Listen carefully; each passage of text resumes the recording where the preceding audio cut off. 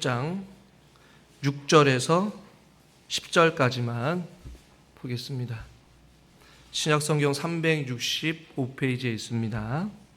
한 절씩 교독할까요? 제가 6절 먼저 읽겠습니다. 믿음이 없이는 하나님을 기쁘시게 하지 못하나니 하나님께 나아가는 자는 반드시 그가 계신 것과 또한 그가 자기를 찾는 자들에게 상 주시는 이심을 믿어야 할지니라.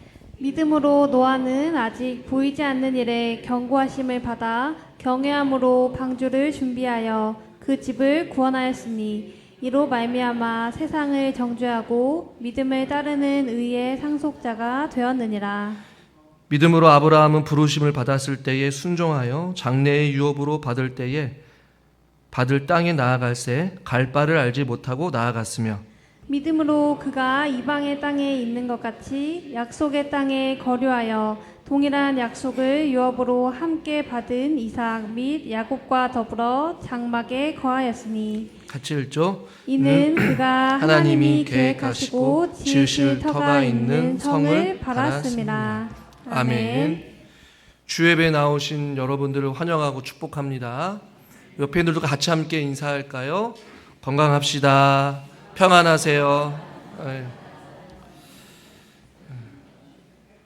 저도 젊다고 생각하고 지금도 여러분들 보기에는 새파랗게 젊지 않겠습니까?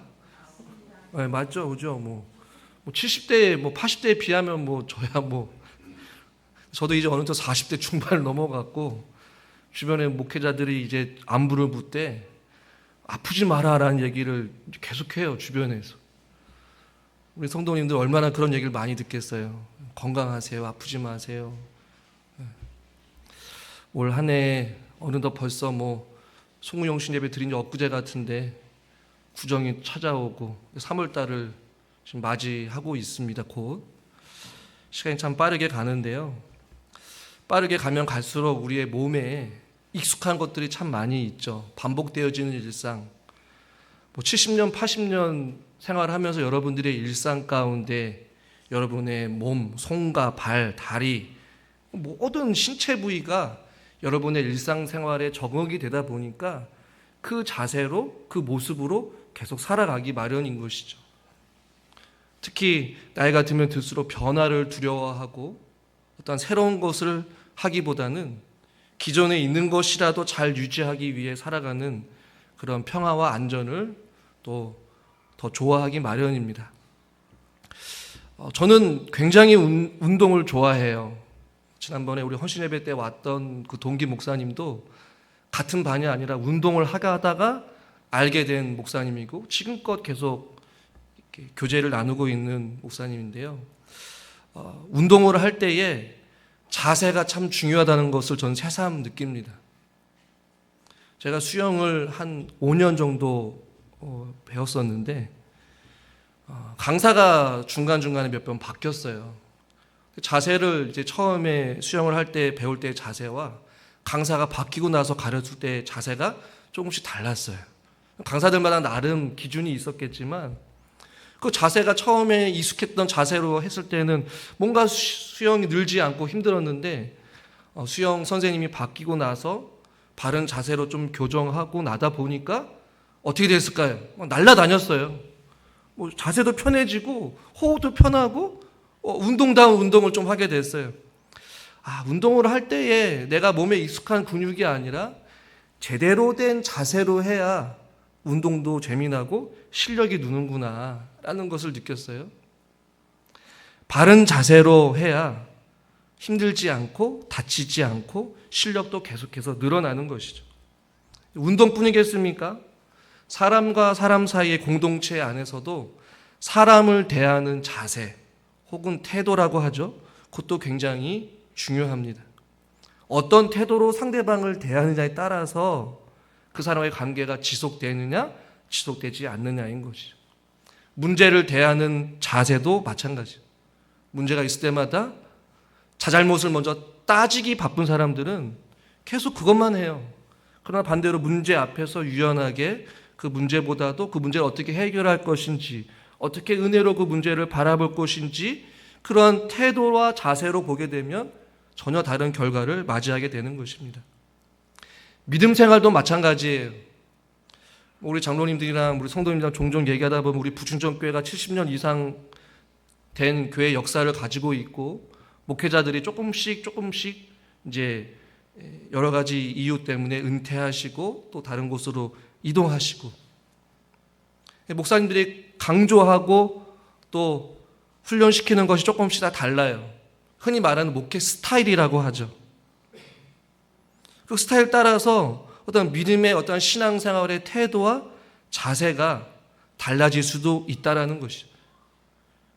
틀리고 옳고 그름의 문제라기보다는 믿음의 태도에 있어서만큼은 우리는 제대로 배워야 합니다. 믿음이 내 식대로, 내 생각대로 믿음 생활을 하게 되면 발전이 없어요. 힘듭니다. 지칩니다. 성장이 없습니다. 열매가 없습니다. 한결같은 거예요. 왜요? 내 방식대로, 내가 하고 싶은 대로 믿음 생활을 하다 보니까 발전이 없고 성장이 없는 거예요.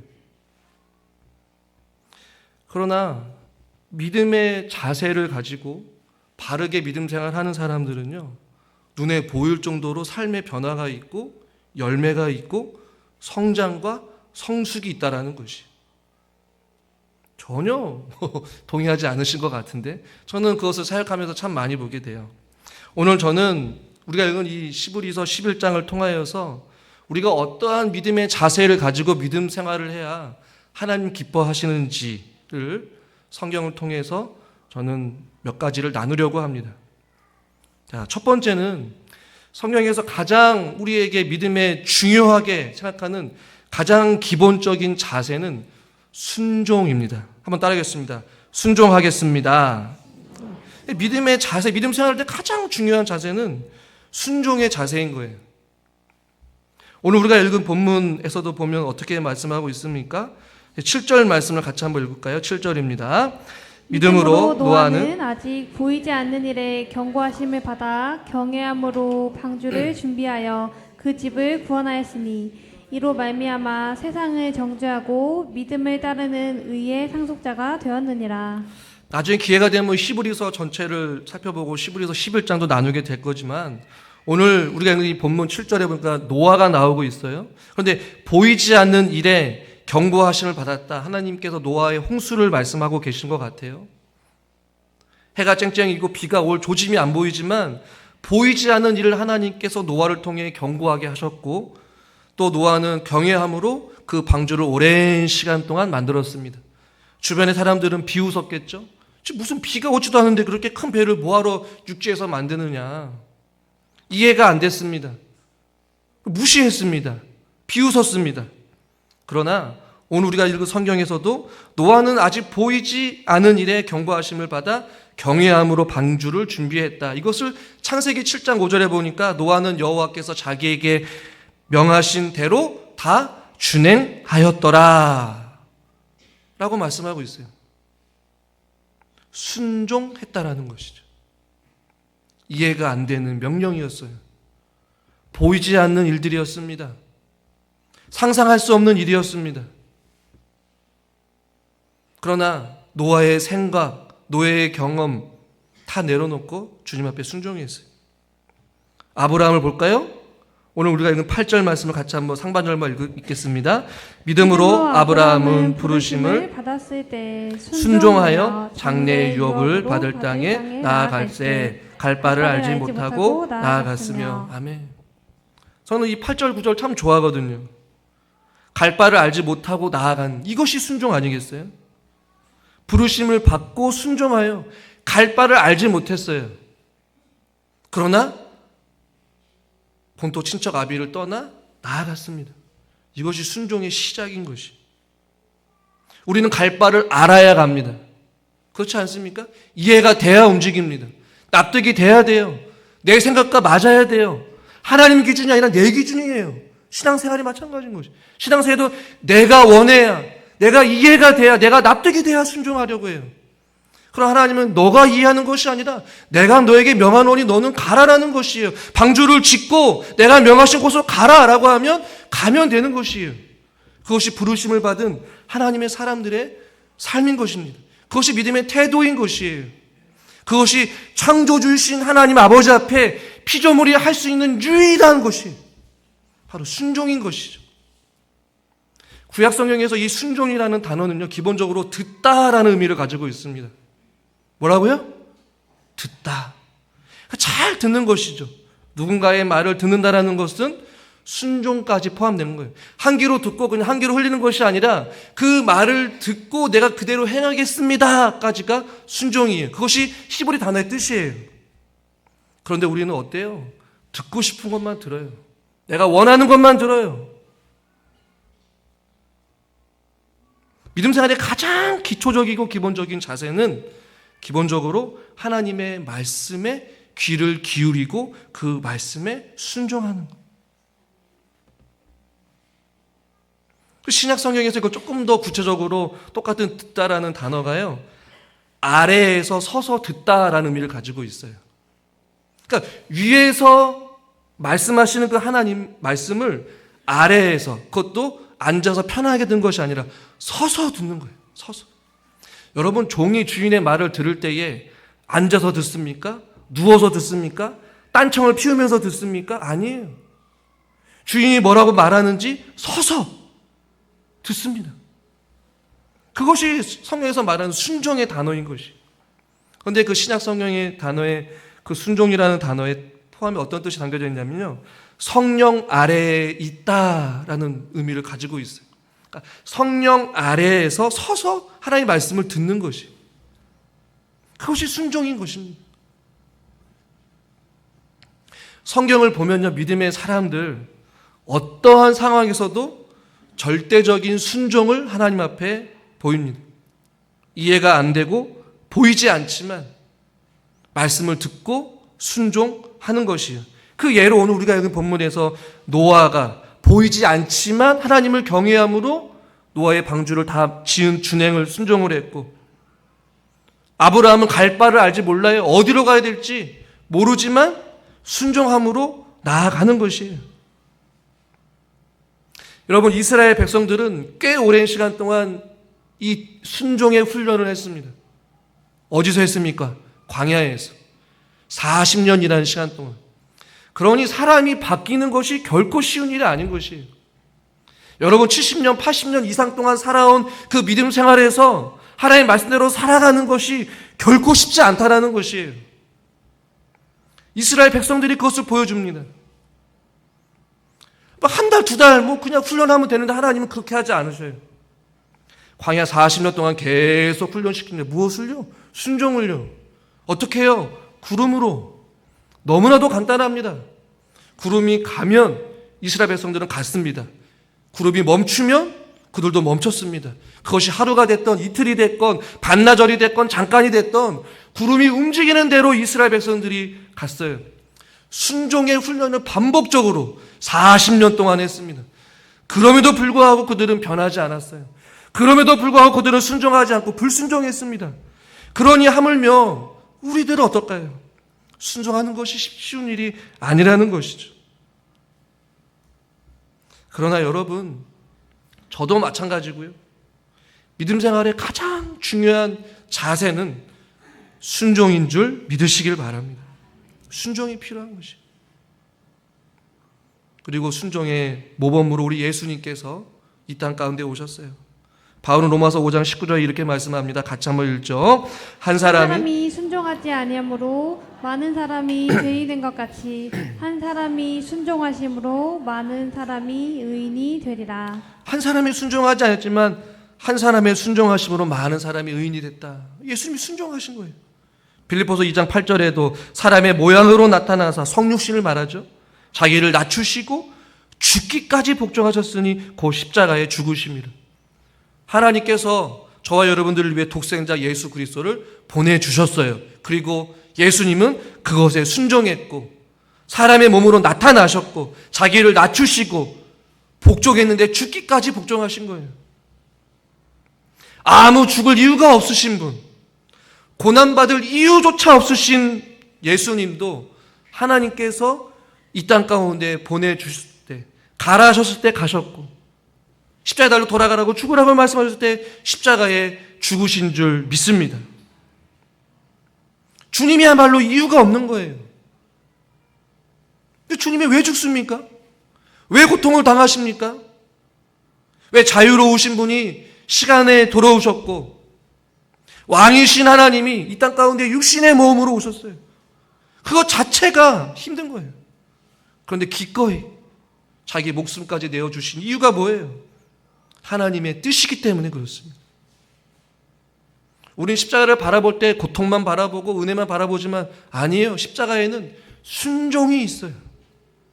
이해가 안 되지만 한 사람의 순종하심으로 말미암아 우리를 살리시기 위하여 기꺼이 하나님의 뜻에 순종하신 예수님.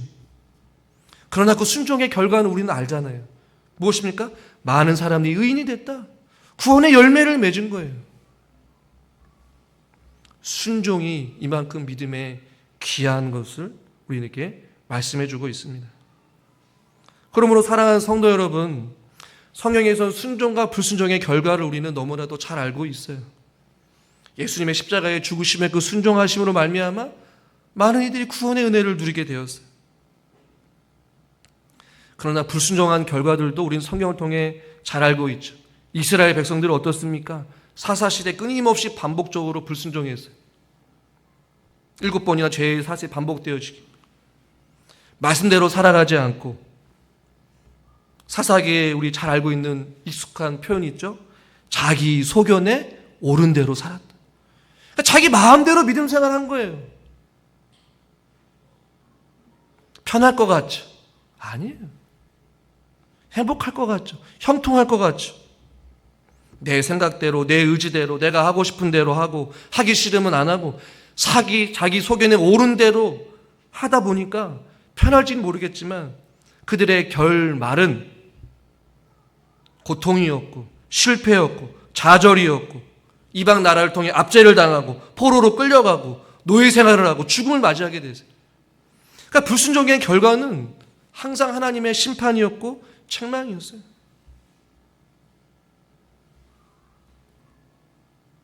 그러나 우리는 여전히 우리의 생각이 앞섭니다.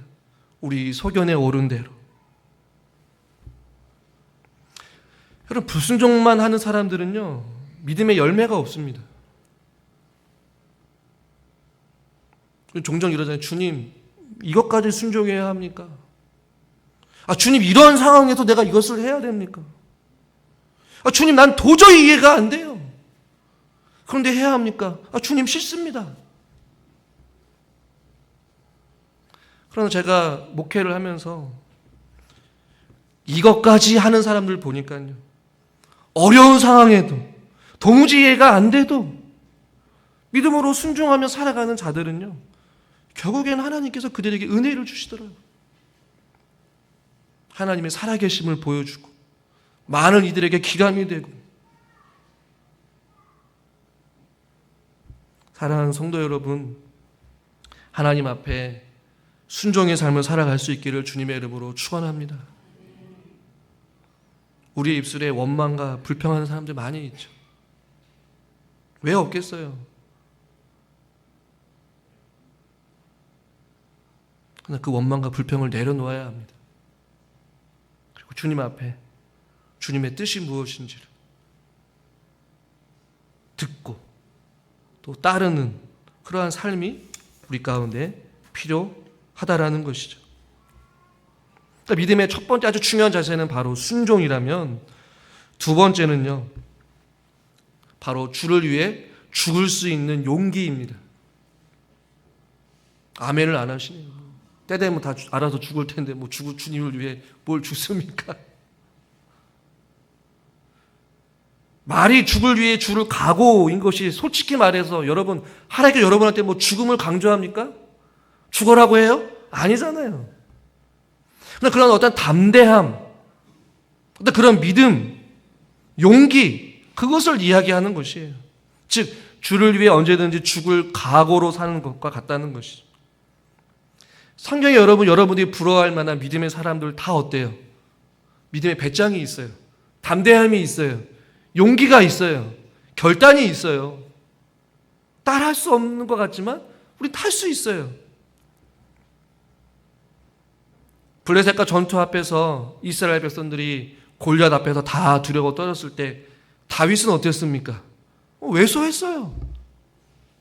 몸이 왜소해서 장비를 착용할 수도 없었어요. 다 벗어 던져버리고 만군의 여호와의 이름으로 자기 가족의 물맷도 들고 나아가죠. 그 무슨 배짱이에요. 블레셋 사람 골리앗과 블레셋 사람들이 무시하고 멸시하는, 모욕하는, 나는 그 만군의 여호와의 이름으로 나아간다. 하나님을 향한 믿음의 확신이 있었기 때문에 다윗은 나간 거예요. 제가 말하는 그 믿음의 태도가 이렇게 되는다는 것이에요. 유명한 사람 있죠. 에스더. 국가적으로 자기 민족이 죽음의 위협에 처했을 때에 왕의 규례를 어기고 그의 시녀와 함께 더불어 금식하고 뭐라고 말합니까? 한번 따라해 볼까요? 죽으면 죽으리라. 아멘을 안 하죠. 우리 어떻습니까? 죽게 생겼으면 피하리라, 그만두리라, 도망치리라, 안 하리라. 아멘을 안 하시네요? 저도 그래요. 내가 손해를 보고 내가 했는데 뭐 나부터 살아야지. 그게 우리의 모습 아니겠어요? 애써. 다니엘과 그 3명의 친구들은 오죽하겠어요? 불물불에 사자굴에 들어가는 그 믿음의 담대함과 용기는 도대체 어디서 나오냐는 것이. 그들과 우리는 똑같은 성정을 가진 사람인데 말이죠. 바울의 인생을 보면요, 참 많은 어려움이 있었습니다. 고린도후서 11장 23절부터 보시면 나는 더욱 그러하도다 내가 수고를 넘치도록 하고 옥에 갇히기도 더 많이 하고 매도 수없이 맞고 여러 번 죽을 뻔하였으니 24절 한번 같이 읽죠. 유대인들에게 40에서 감한매를 5번 맺으며 계속 읽겠습니다. 3번 태장으로 맞고 1번 돌로 맞고 3번 파선하고 일주일의 깊은 바다에서 지냈으며 여러 번 여행하면서 강의 위험과 강도의 위험과 동족의 위험과 이방인의 위험과 시내의 위험과 광야의 위험과 바다의 위험과 거짓 형제 중에 위험을 당하고 또 수고하여 애쓰고 여러 번 자지 못하고 줄이며 목마르고 여러 번 굶고 춥고 헐벗었노라. 아멘. 여러분, 믿음의 사람들이 다 이러한 고생과 어려움 속에서 도망치거나 피하지 않았습니다. 성경의 수많은 예들 가운데 좀 바울의 예를 든 거예요. 수많은 매를 맞고 죽을 뻔하고 자지도 못하고 굶주리고 헐벗고. 그렇지만 바울은 굴하지 않았어요. 어디에요? 예수 그리스도의 복음을 전하는 일에는 나의 생명조차 조금도 귀한 것으로 여기지 아니하였노라. 그러니까 믿음의 중요한 자세는요, 바로 나의 주님을 위해서, 복음을 전하기 위해서 나의 생명도 귀한 것으로 여기지 아니하는 그런 마음으로 우리가 믿음 생활을 하는 것이에요. 그래서 여러분들에게 바울과 같은 이런 시련과 고난을 하나님께서 요구하시지 않을 거예요. 이제 나이가 차는 여러분들에게 어떤 숱한 여러분들로 하여금 너무 아프리카 가고 외지에 가서 복음을 전하라고 하나님이 그런 헌신과 그런 삶을 요구하겠습니까? 아니에요. 각자나 그렇지만 하나님께서 각자에게 상황에 맞게, 형편에 맞게, 능력에 맞게 하나님께서 요구하시는 삶이 있다라는 것이에요. 여러분이 건강을 주시고 물질을 주시고 시간을 주시고 환경을 주신 이유는 주님을 위해 살기 위해서, 너를 위해서 사는 것이 아니라 주를 위해 내가 죽을 각오를 가지고 내 생명조차도 귀한 것을 여기지 아니하는 그런 마음으로 담대히 살아가는 것, 그것을 원하신 거죠. 주님이 이 땅 가운데 오신 이유가 섬김을 받으려고 오셨습니까? 세상의 국림에서 많은 사람들에게 찬양과 경배를 받고 섬김을 받으면서 아니에요. 나 같은 죄인을 살리기 위하여서 죽으러 오신 것이에요. 그것을 보여주신 것이죠. 내가 이와 같이 너희들을 위해 내 전부를 내어드렸으니 너도 나를 위해 너의 삶을 드려라. 우리의 신앙생활의 중요한 자세는요, 하나님을 위해 기꺼이 나를 드릴 수 있는 것, 강하고 담대하게 살아가는 것이죠. 여러분, 믿음을 위해, 주님을 위해 그 어떤 것도 기꺼이 포기하고 내려놓을 수 있는 용기가 우리 가운데 필요한 줄 믿으시길 바랍니다. 우리의 인생 하나님께서 책임져 주신다는 확신이 있을 때 이러한 삶이 가능해요. 다윗이 무슨 수로 나아갈 수 있겠어요? 하나님이 나와 함께 하시니 그냥 나간 거예요. 골리앗 앞에. 에스더도 마찬가지죠. 죽으면 하나님께 책임져 주시겠지. 그런 마음. 우리가 어디를 가든지 무엇을 행하든지 하나님이 함께 하시고 하나님이 나를 지켜주시고 하나님이 나의 인생을 책임져 주신다라는 그 강한 확신과 믿음이 있으면 우리는 무엇이든지 할 수 있다는 것이죠. 그러니까 겨자씨 하나일 만한 그 믿음만 있어도 이 산을 저곳으로 옮길 수 있다고 하잖아요.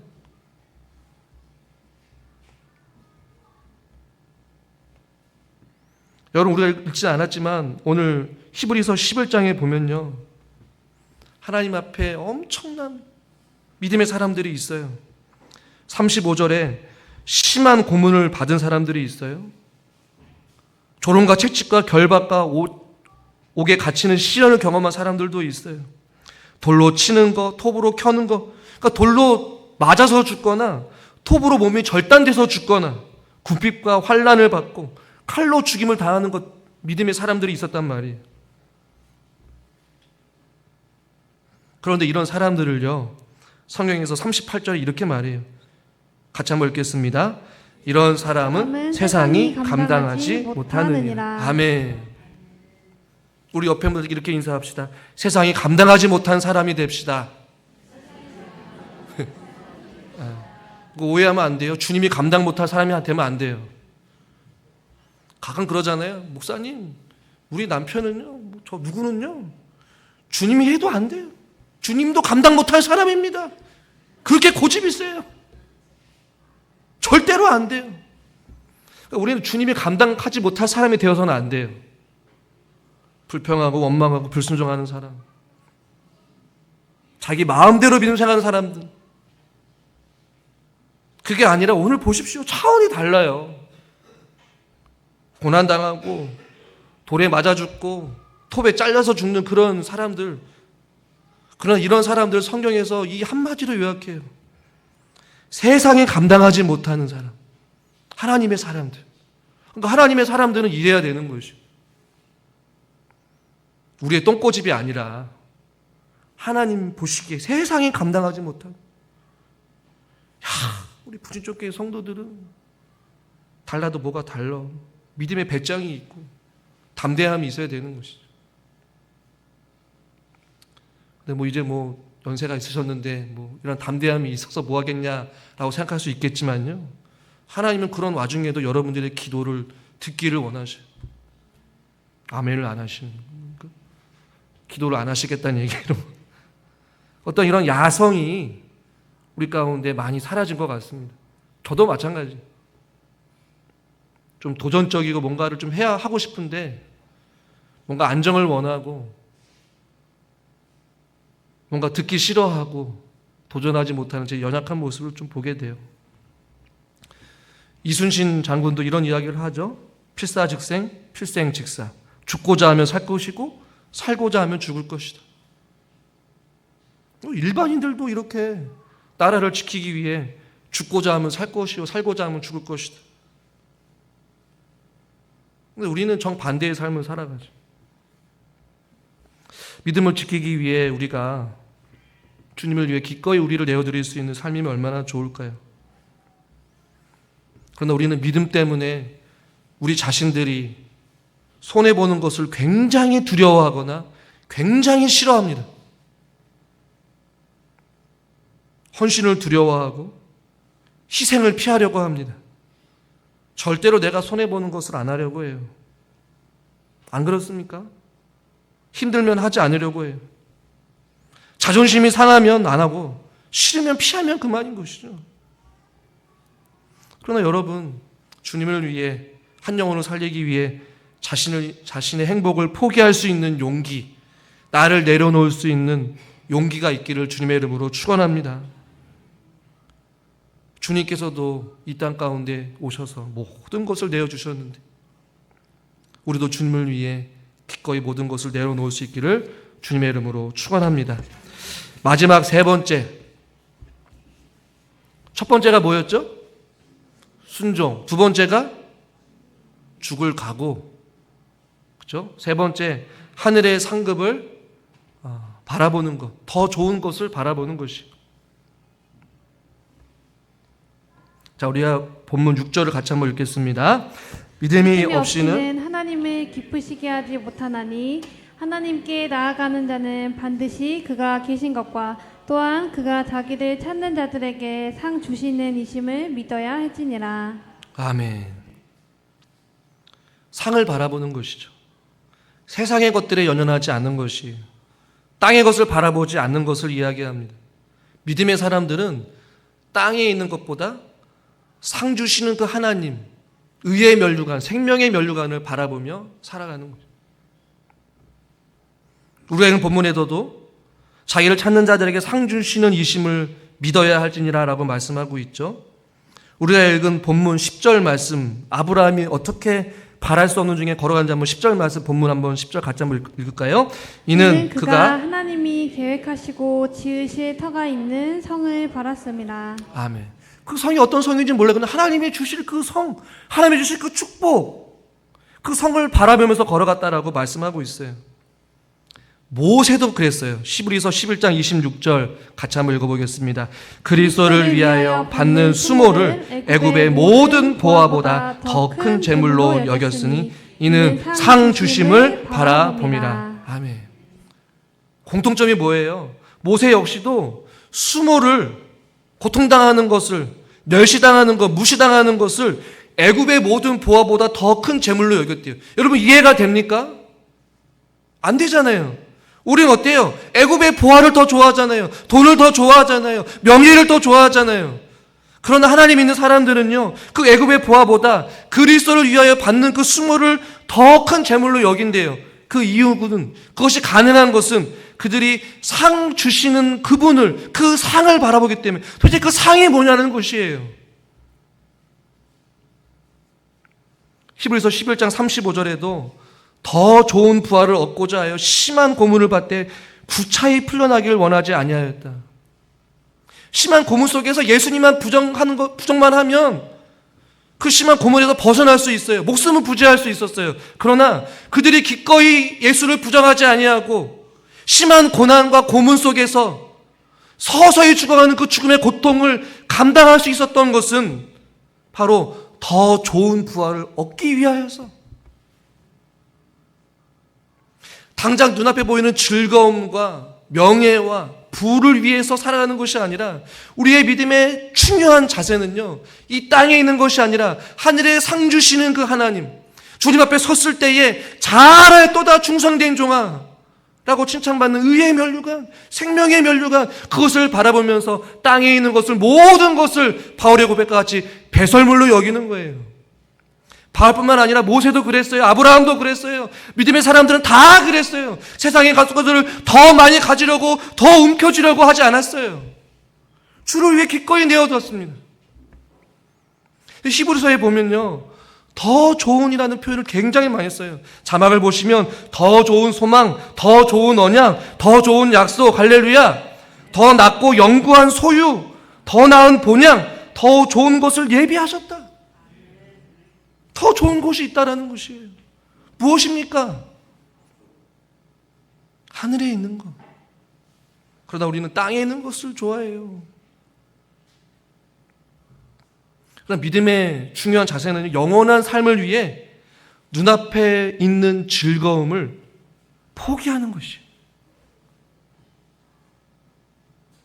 즉 70년 이상 100년의 생애보다 영원한 삶이 우리에게 더 중요한 것임을 깨달아 알아가는 것이죠. 남들이 보지 못하는 것을 보고, 남들이 느끼지 못하고, 남들이 사모하지 못하는 것을 사모하는 것이 하나님의 사람들인 것이죠. 한번 따라하겠습니다. 구원은 은혜로 받지만 상급은 다릅니다. 할렐루야.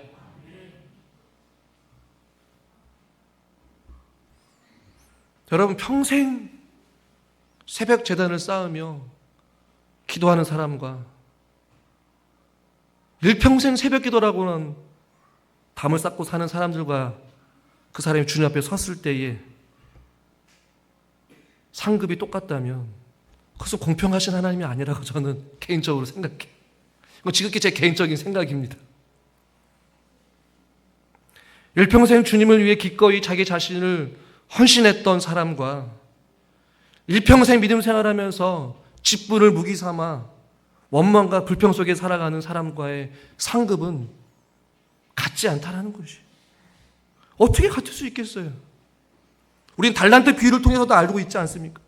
잘하였도다 충성된 종아라는 사람이 있고 악하고 게으른 종이 있다라고 말씀하고 있는데 이 땅 가운데 살아가면서 어떠한 모습으로 살아가느냐.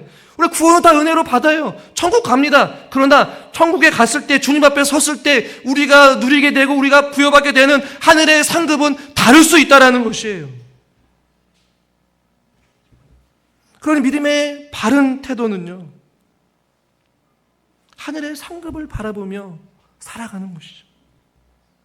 땅에 있는 것을 더 많이 가지려고 하고 더 즐기려고 하고 더 움켜쥐고 있는 것이 아니라 하나님께서 주신 것을 하나님의 것으로 인정하고 기꺼이 내어드려서 흘러보내고 주를 위해 살아가고 주를 위해 헌신하는 그 모습이 믿음의 삶이라는 것이죠. 성경 그 어디에도 이 땅 가운데 있는 것들 땅에 쌓아두라고 말씀하고 있지 않습니다. 하나님의 것을 구별하여서 하나님께 드리는 사람과 하나님 앞에 인색한 자들이 천국에서도 공평하다면 그것은 공의 하나님이 아니신 것이죠.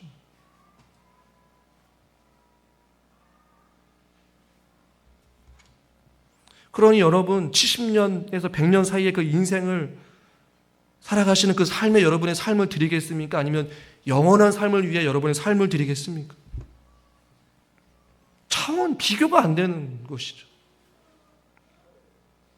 그러니 성도 여러분, 지금이라도 우리의 삶에 하늘의 상급을 바라보고 더 좋은 것을 사모하며 살아갈 수 있기를 주님의 이름으로 축원합니다. 그럴 때 우리의 욕심이 내려놓을 수 있는 것이. 짐 엘리엇이라는 선교사 이야기를 여러분 아마 자주 들어봤을 거예요. 미국의 명문 대학교를 수석으로 졸업한 사람입니다. 5명의 젊은이들이 이 남미 에콰도르의 와호다니족에게 복음을 전파하게 들어갔습니다. 근데 거기에 있는 부족의 창에 찔려 살해를 당하는 일이 있었습니다. 그리고 미국의 언론들이 그에 대해서 이야기를 하면서 이 무슨 낭비인가 이렇게 언론들이 이야기를 했대요. 명문대학교를 수석으로 졸업한 저 믿음의 젊은이들이 오지 땅에 가서 복음을 전하다가 허무하게 칼로 찔러 죽임을 당하니 이 얼마나 낭비인가 이런 이야기를 했다라고 해요. 그러자 그 짐 엘리엇의 아내가 이런 이야기를 합니다. 영원한 것을 위해서 영원하지 못한 것을 버리는 사람을 어리석다라고 하지 마라. 남편을 잃어버린 그 짐 엘리엇의 아내가 이런 이야기를 한 거예요. 영원한 것을 위해 영원하지 못한 것을 포기한 사람, 출세를 포기하고 학위를 포기하고 주를 위해 기꺼이 복음을 전하기 위해 오지 땅으로 갔던 그 삶, 어리석다라고 하지 말라는 것이죠. 그러면서 그 아내도 이런 이야기를 합니다. 주여, 이 쓸모없는 나뭇가비에 불을 붙여 주시옵소서. 제 삶을 주의 영광을 위해 태워주소서. 오래 살기를 원치 않습니다. 오직 주님만을 위해 풍성한 삶을 살게 하여 주시옵소서. 여러분, 영원한 것을 위해 영원하지 못한 것을 버리는 사람이 될 수 있기를 바랍니다.